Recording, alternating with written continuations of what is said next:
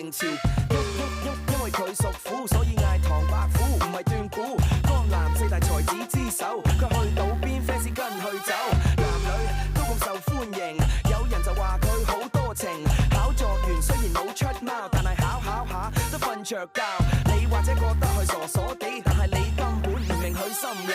情人談情話過節要送花，古今都喜愛吧。緣來緣留下世世你我他，就像兩生花。情人如仇敵，愛上你太激，芳心必須要覓。情長從無敵，卻要轉角色，力敵美豔女色。港式女仔拍鼓係無數，去到邊呢左擁右抱，但係咁多對象冇一個了解佢，所以佢仍然覺得咁空虛。直接到去認識秋香，但係秋香又覺得佢好娘，為咗秋香佢乜都制，混入華府做咗人哋奴隸。唉，今日中咗美人計，但係佢最想做人世。呢個美人真係冇心肝，不停喺度咁玩華安。到呢度係時候閃，夠鐘睇秋香露點。仙女散花，俠女下凡。佢對我笑啊，嗰一笑真係超。你未見過靚女？有個咁嘅俠女，我真係未見過。俠女呢期興，只有佢先俾到嗰種好特別嘅感覺俾我。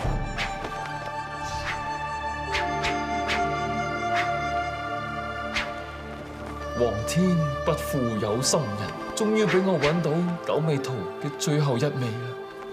普通料嚟嘅啫。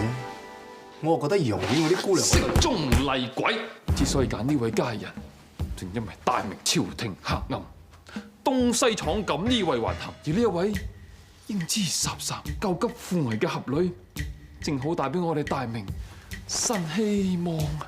人哋笑咗一笑啫，背後可以代表咁多嘢，不愧係唐伯虎。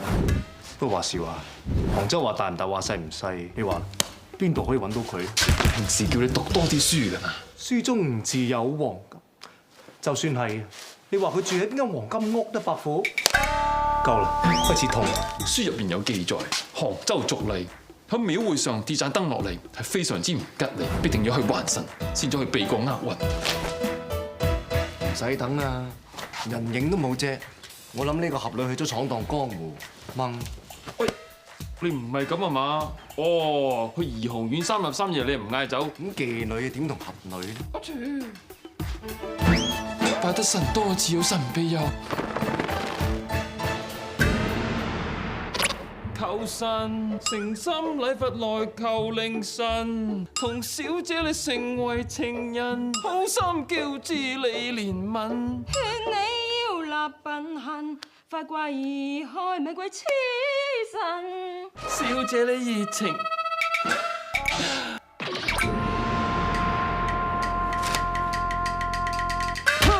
小尼姑你都撩嘅，翻去做嘢。哼！你啊，睇住我出醜都唔提我啊你啊！幫你及住個俠女啊嘛。俠女呢？哦，頭先同個廟祝講，話入去內堂都拜完神就出去解簽。咦？借問喺度解開簽嘅靈簽子去咗邊啊？佢家連紅鸞星動，翻咗鄉下相親，係咪想解簽？啊，卓文君壞走，上簽。咁即係點解啊？你今日會即刻遇到你命中注定嘅如意郎君，仲要係一個臥床7尺、着白衫、實足實司馬相如、風度翩翩嘅才子。風係歸故鄉，遨遊四海求其王。司馬相如嘅歌寫得真係美好。佢又笑啦。多謝華大夫人簽咗咁多香油喎。應該嘅。秋香，大夫人，秋香，解完簽啦。我嗰兩支仲未解到，不過恭喜你啊，夫人！恭喜我乜嘢？原來我頭先幫你拎住嗰支簽叫做卓文君賣酒，個解簽先生話巴布你今日遇到一個昂藏7尺、着白衫嘅如意郎君，仲話會同佢私奔添喎。哎呀，大夫人啊，個解簽先生都唔靚嘅，我哋走咯。華大夫人，慢行。係啊，你點搞㗎？唔查清楚嘅，點知啫？係仲追？喂，即係如果當他唔俾錢，喂，仲有件衫你未除啊，還翻俾我啊！嚇，還啲啊，喂，錢啊，喂，件衫啊！秋香姑娘咁快唔見咗？喂，咪走啊！跟住跌落水啊！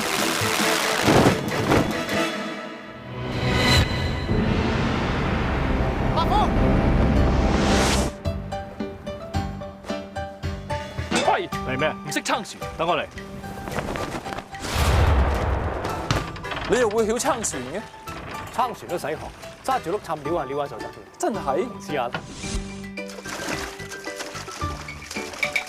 喂，咩事？架船漂向前，喂，架船入水啊！識唔識游水啊？我又唔曉。咁啱啦，我都唔曉啊！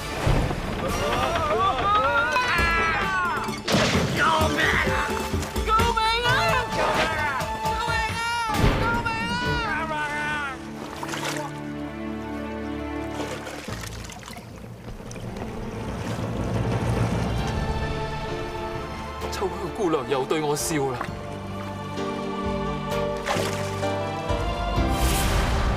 伯父，醒下都未？秋香姑娘對我笑啊！總共係3笑，而唔係1笑。我哋真係郎有情時，妾有意啊！嗰3笑可能係冷笑、嘲笑，甚至乎恥笑。對你又係，計我話，司馬相如嘅詩可以話係應晒景啊！我同阿秋香姑娘簡直係鳳求凰，係上天注定情牽一線嘅。咦，係喎，你咪查到秋香姑娘係屬於華府嘅丫鬟啊？嗱，經過連日嚟嘅明查暗訪，我查到秋香專負責保護同埋服侍華大夫人，好日都唔會離開華府半步。試問你點追呢？咁啊，真係要度一度啦！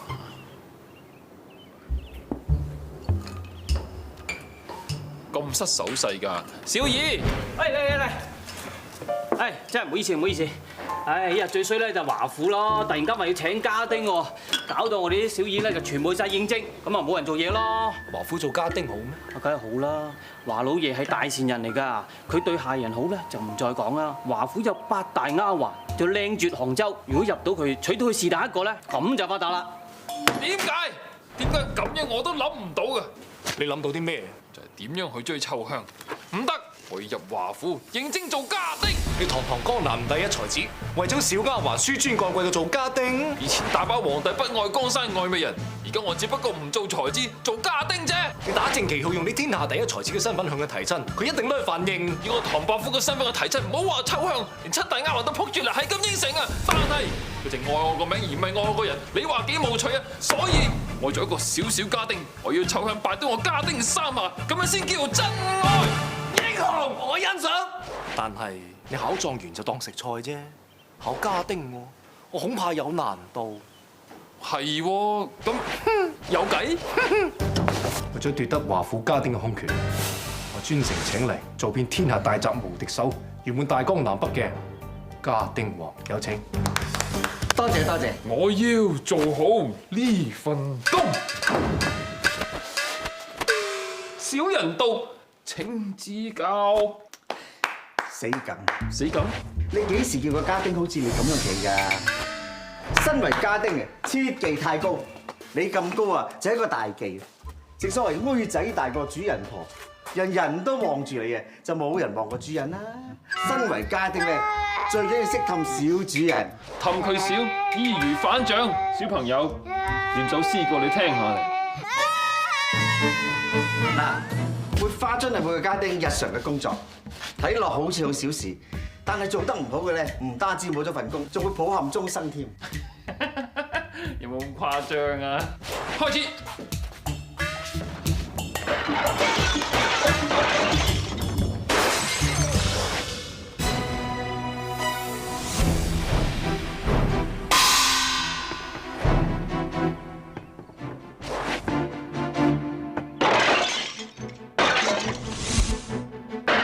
其實啊，人人哋只會睇股東嘅前面啫，又何須要抹晒四面呢？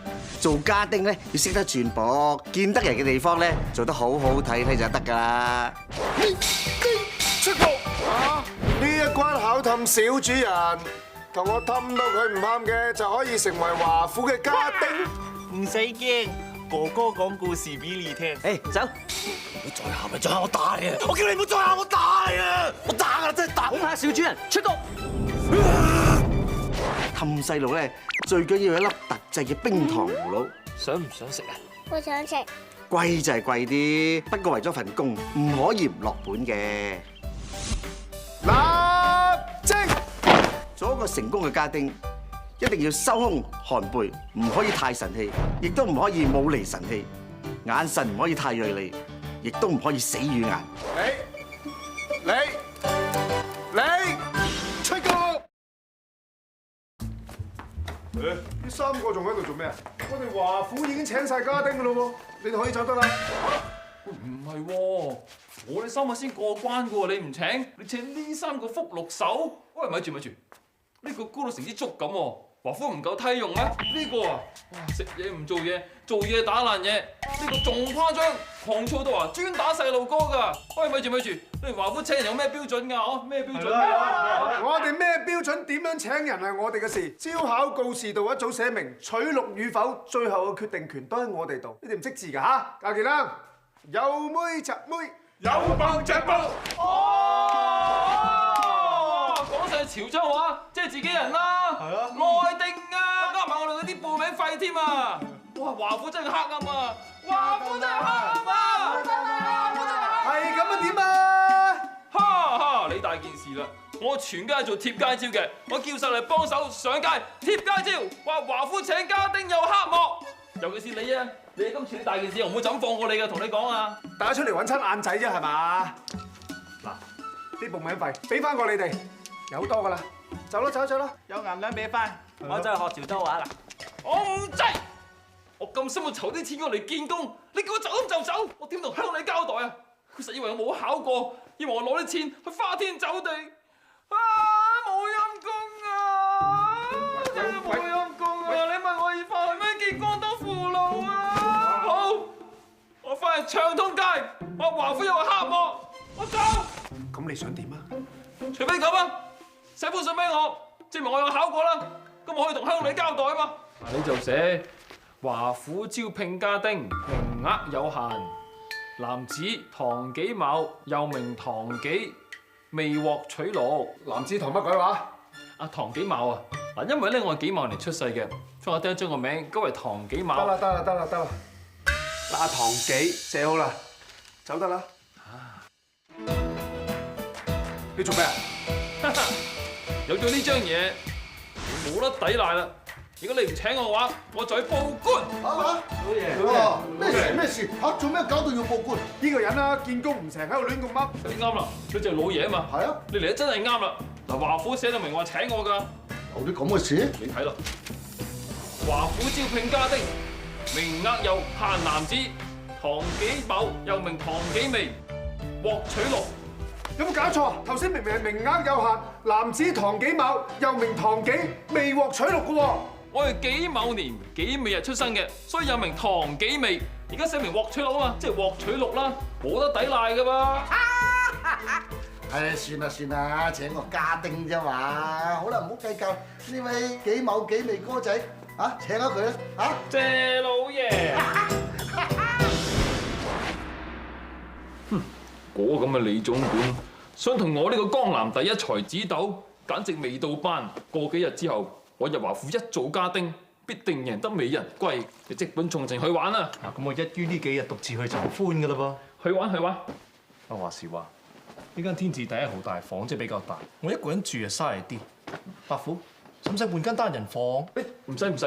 嗱，我話你知，過幾日之後咧，我好快就贏得美人歸。咦，唔係喎，諗落都好喎。不過咧就唔係換間單人房，而係加多間單人房係俾你住嘅。何解咧？因為呢間天字第一號大房好快就成我同秋香洞房花燭之夜嘅新房，即係諗起都想笑啊！嚟呢度，李總管，第一日報到你就遲到，仲要趕到換唔切衫添。天未光，我門口等咗3個時辰啦，咁都話遲到？喂，李總管，唔係想借故又拋我走係嘛？我哋華府之所以要請家丁咧，係因為啱啱走咗4大家丁，吉慶平安。我今日好高興可以請到你4位翻嚟，填補晒佢哋嘅位置。咁以後咧，你就叫華吉，你就叫做華慶，你就叫做華平，而你咧就叫做華安。你哋做翻晒以前吉慶平安做過嘅嘢就得㗎啦。係李總管。華安以前做咩㗎？華安係我哋華府最出色嘅家丁，你以後負責晒華府最具挑戰性嘅雜務就得㗎啦。喂狗啫，有幾挑戰？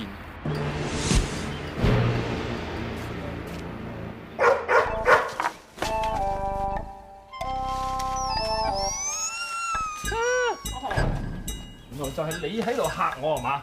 咁大膽，我打過你屁股先得，我打，仲嚇我再打。哇！救命啊！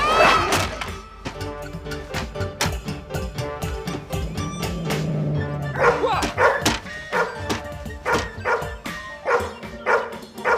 做咩？上唔到嚟啊？你上嚟咬我啊！我請你咬屁股啊！救命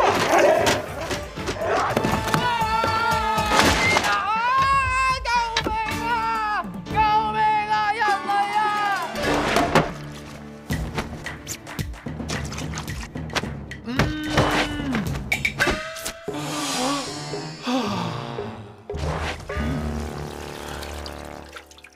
臭香就冇啦，夜香就成身都係。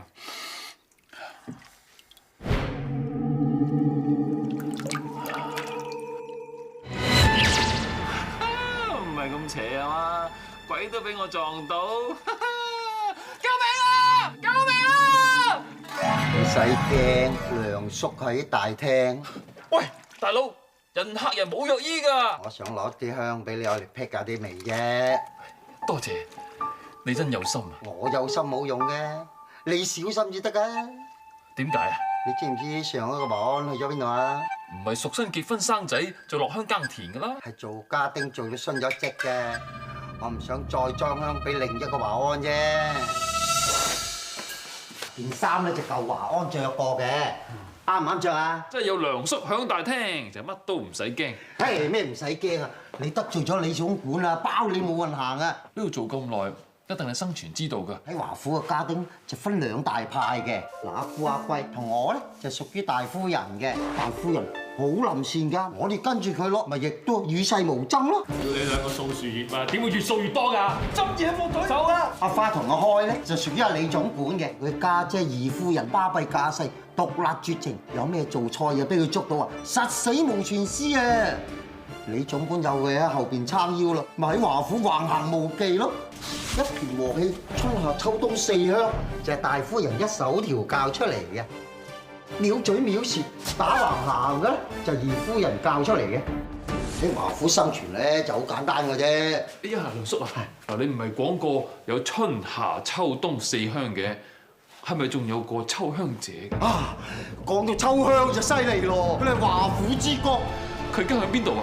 佢做乜嘢㗎？秋香咧就係大夫人嘅近身丫鬟兼保鏢，平時除咗陪佢出入之外咧，初1、15大夫人去佛堂念經咧，秋香一早就要準備晒㗎啦。咦？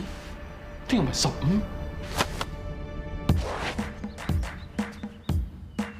呢條拉去佛堂必經之路啊！擺個咩殺死人姿態去吸引秋香？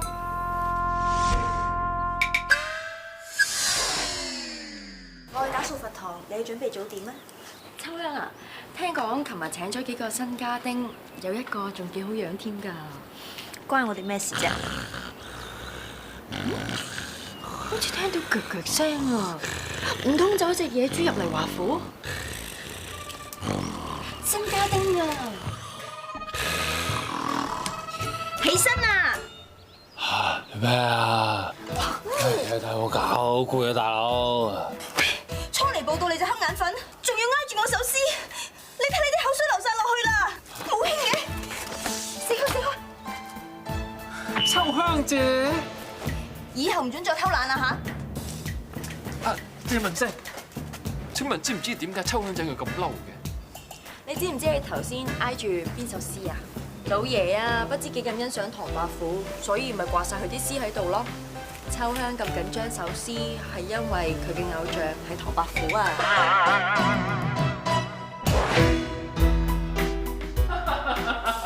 笑舞狂歌30年，花中行樂月中眠。你點會識讀唐伯虎嘅詩㗎？秋香姐你好，我係新嚟嘅華安。尋日流晒口水嗰個啊嘛。其實華安一直對天下第一才子唐伯虎嘅文采非常之欣賞，佢嘅詩我最熟悉。桃花湖裏桃花庵，桃花庵裏桃花仙，桃花仙人種桃樹，又摘桃花換酒錢。你念錯晒啦！呢本詩集啊，清清楚楚咁寫住桃花坞裏桃花庵，桃花庵裏桃花山，桃花山人種桃樹，不摘桃花換酒錢。笑咩啊？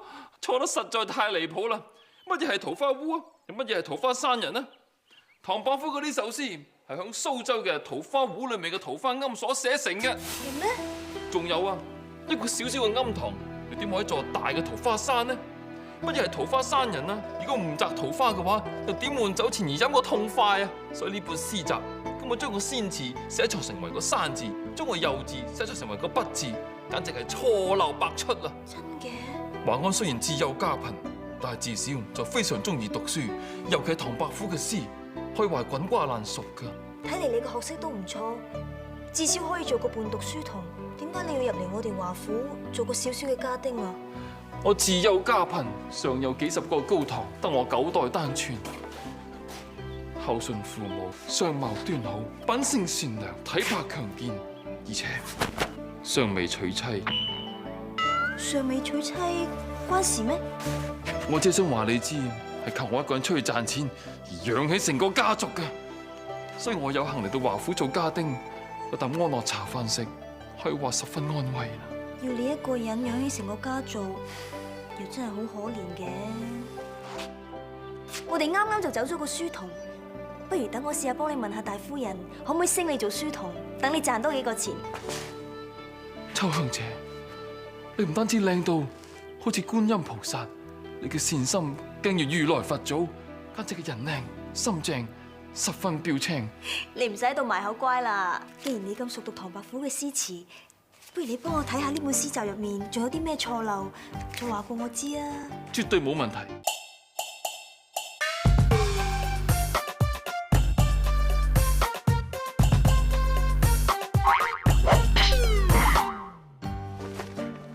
就算我簽名臨摹到幾真都好，咪一樣係假嘅。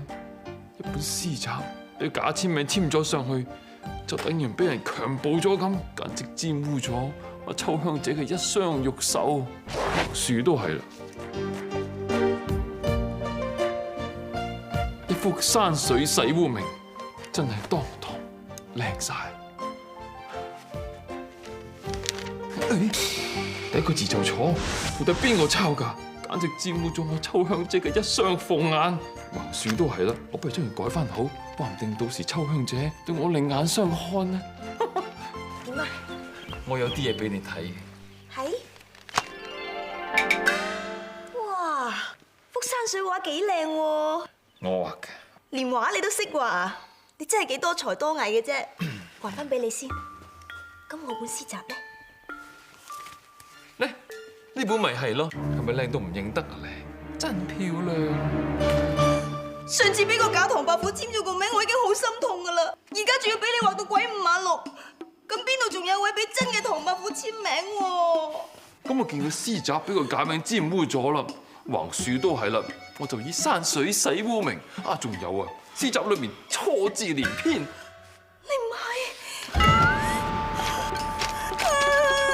橫豎都錯啦！你真係同我改晒？到底邊個抄㗎？錯得實在太離譜啦！你俾我知道嘅話，我實大力打個屁股劈劈。個屁股係我爹㗎。西伯個屁股。本本詩集啊，係我爹一筆一畫咁幫我抄翻嚟，好珍貴㗎。我只係叫你同我睇下有咩錯漏啫，我又冇叫你改。你點可以唔問過人就將人啲嘢畫到花晒？你實在太冇興啦！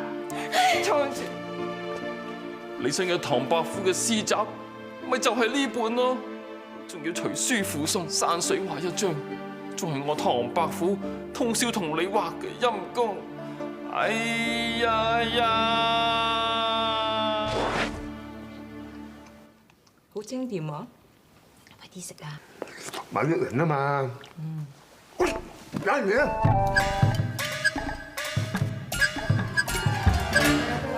大夫人，多謝。咦？食荔枝啊？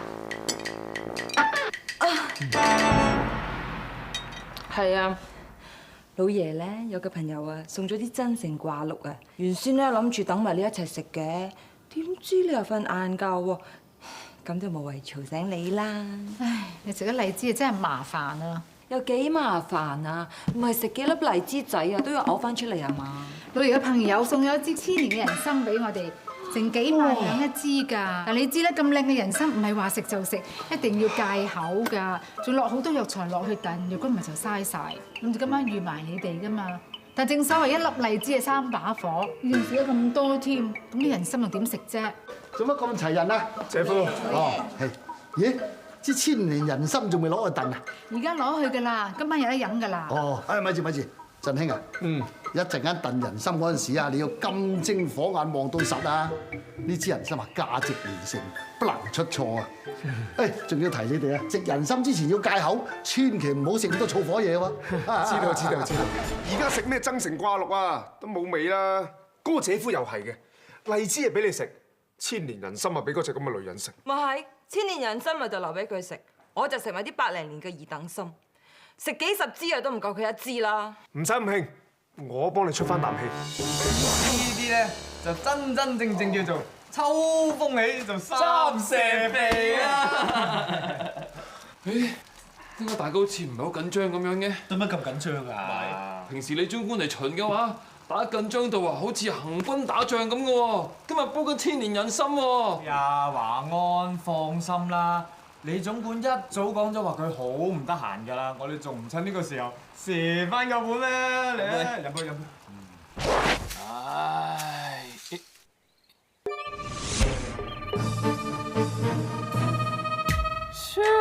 因為我自己好忙，一個人喺度捉殘局食花生，跟住啃死你啊！跟住講中咦？嚇！你嚟得啱啦！大夫人佢哋飲完第一輪千年人參湯，我哋將佢翻燉啊！嗱，呢碗你嘅，好嘢，我都有份。第二輪嘅人參湯真係好感動啊！你啊想啦，我呢碗咧第三輪，你嗰碗第七輪啦。冇事嘛，嘿，飲嘢唔好嘥啊嘛，可以清口臭㗎。你抹乾淨晒啲眼屎同埋口水跡咧，睇落又幾好眉好貌喎。你以後啊，記得執翻正自己個樣啦。石樓，揾我咩事啊？有好嘢啊，梗係要益你啦。嗱，第二輪參味最重，專登留俾你講。都話唔使預我咯。秋香姐，參湯有益，超級好味，又補中益氣。補中益氣嚟鬧你啊嘛！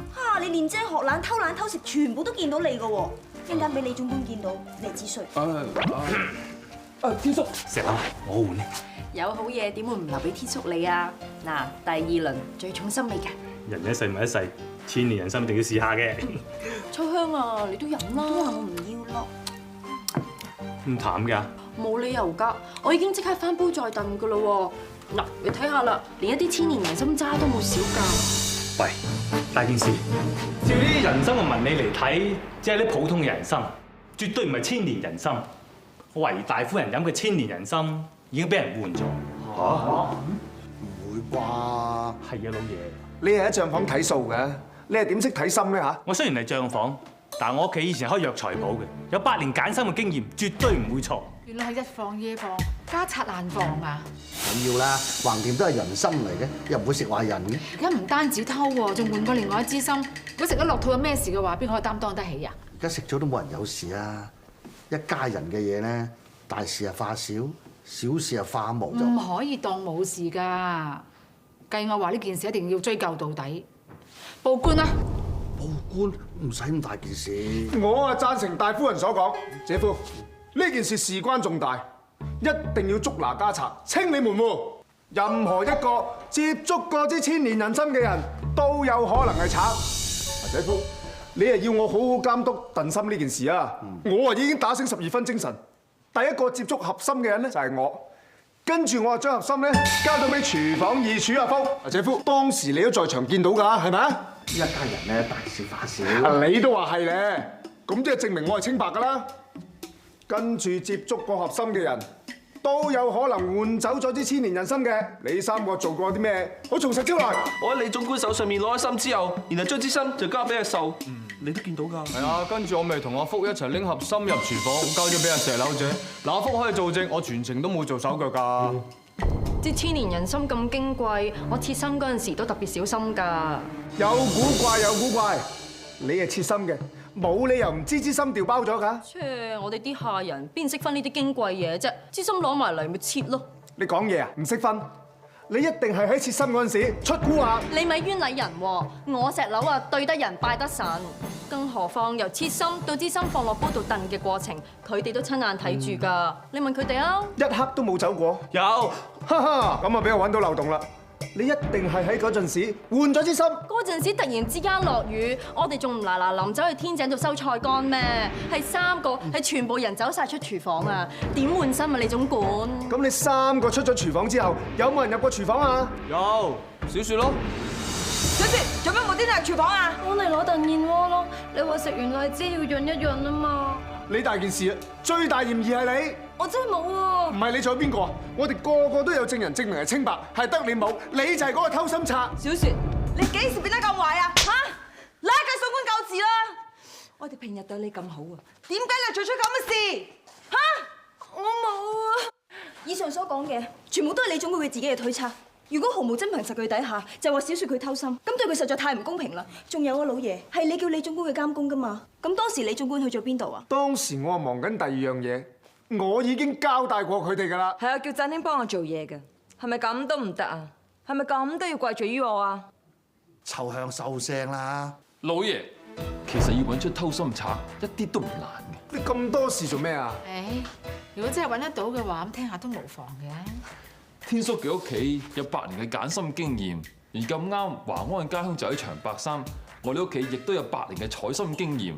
人參係最有靈性嘅植物，所以我哋以前採參嘅，如果發現啲參咧唔夠粗壯嘅話，我哋就揾條紅繩出嚟，然之後綁住嘅參鬚。因為如果唔係咁嘅話，啲參長大咗之後就會走咗去㗎啦。家陣查緊偷參賊啊！你講咁多傳說做咩啊？因為古老相傳，參係俾紅繩綁過，所以凡親偷參嘅人，佢哋嘅眉心都會泛紅㗎。啊，此事乃千真萬確㗎。啊，另外咧，我仲有方法可以揾到支參出嚟㗎。而家都冇人眉心泛紅，都唔知你真神定假鬼。啊，你咪爛鬼家丁，唔知頭唔知路，講咩啫喺度啊？咁有道理人唔怕講啊嘛。雖然小雪有可疑，但係秋香講得啱啊，捉賊要拿贓啊嘛。啊係啦，今日你哋有冇人離開過華府啊嚇？咁即係話支參仲喺華府啦。我都想知道支參嘅下落喎。咁啊啱啦！我有個長白山嘅同鄉，啱啱嚟咗杭州，佢有一隻兇狠非常嘅長白山獵戶犬。呢隻獵戶犬啊犀利咯，係專門訓練出嚟揾呢個千年人參。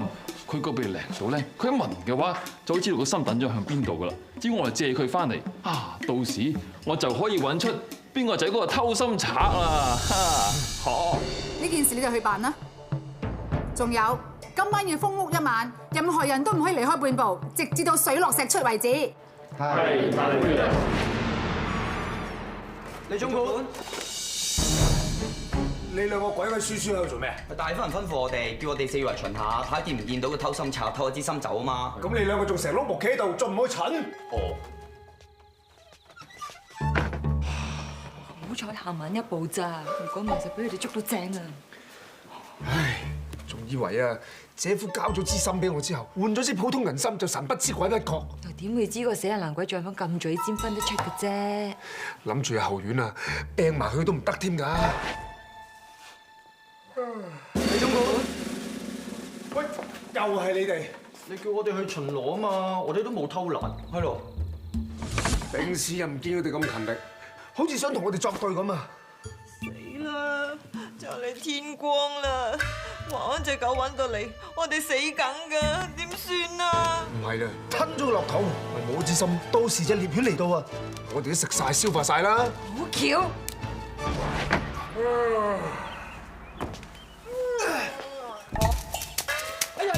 對唔住啊，李總管，對唔住啊！華安，你喺度做乜？我喺度掃地咯，我冇偷懶㗎。華安，你係咪去帶你隻長白山獵狐犬翻嚟嘅咩？夫人，李總管係咪想睇下？怕你啊！老爺、大夫人，佢就係千里尋心、長白山、兇狠非常嘅獵狐犬小旺財啦。我以為你拖隻咩狗佢嚟咁巴閉，原來一隻3肢狗啊，點識揾人心啊？所謂人不可以貌相，狗不可以肥瘦良，試過咯，咁咪知咯。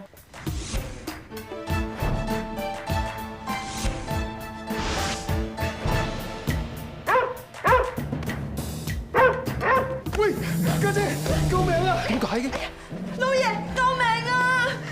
都叫咗你唔好噶啦！算啦，華安，唔好揾啦，拖翻隻狗啦。係，老爺。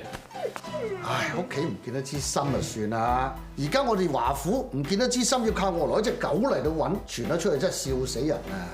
今日屋企發生嘅事，冚唪唥唔准講出去。所謂家醜不可外揚，知道嘛？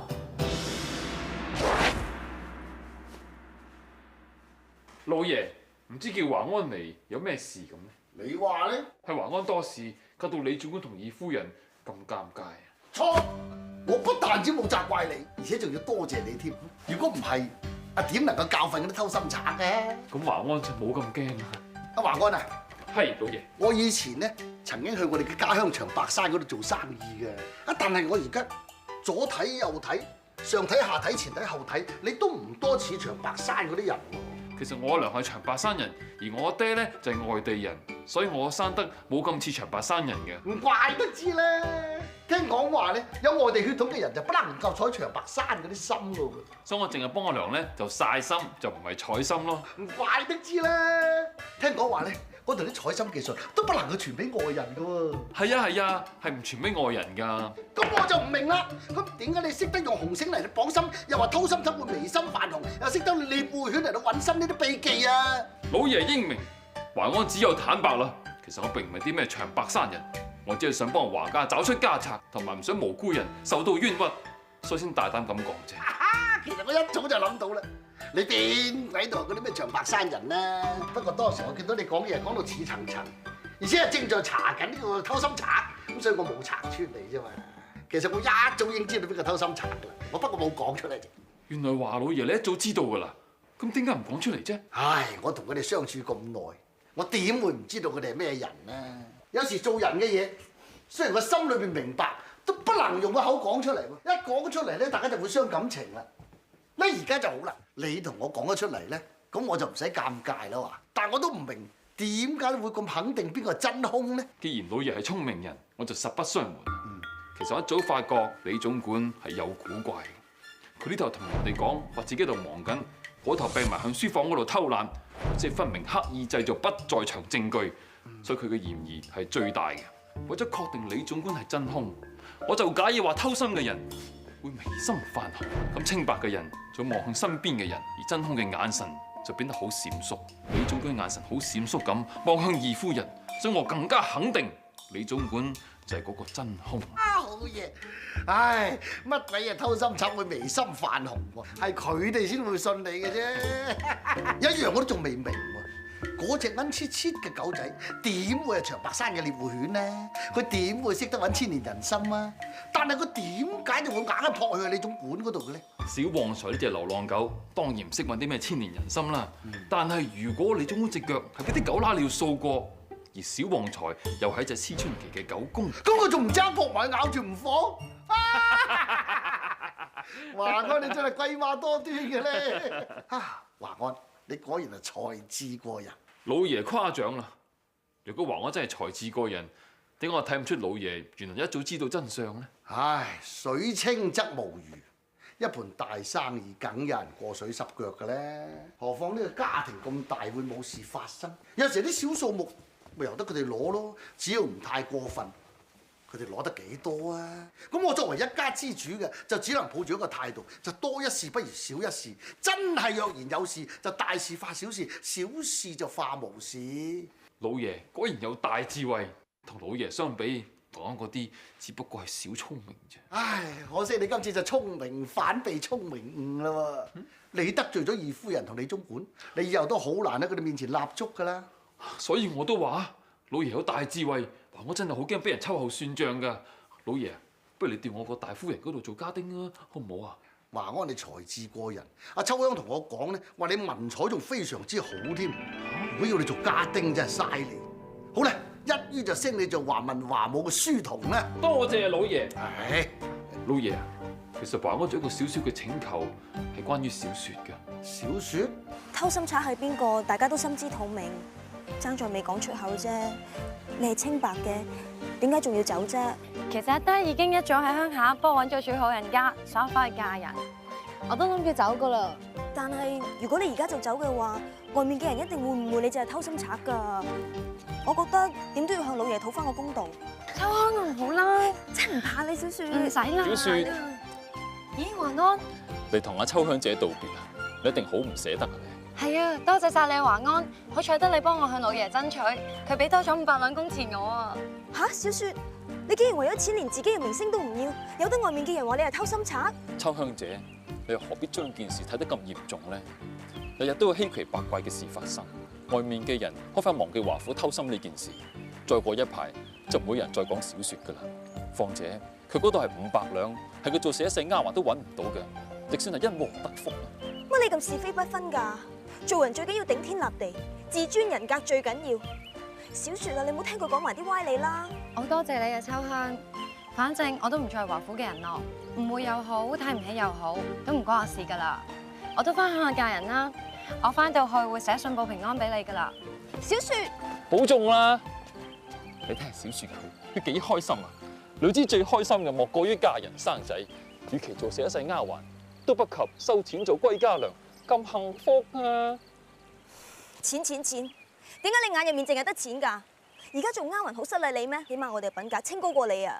上次你自把自為，將我本詩集話到花晒，已經夠衰㗎啦！估唔到啊，你仲係一個是非不分、見錢開眼、滿身銅臭嘅人。